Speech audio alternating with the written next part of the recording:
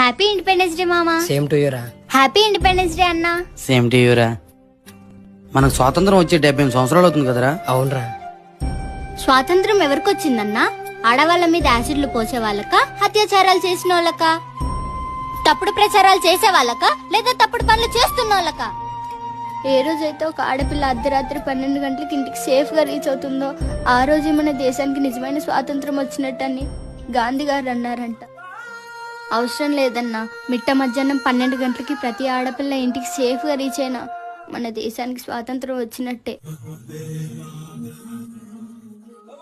cinema theatre లో కూడా మంత అవుతే పోతారు, సిగరెట్ తాగితే పోతారు అనే యాడ్లు పక్కన పెట్టి నెక్స్ట్ టైం నుండి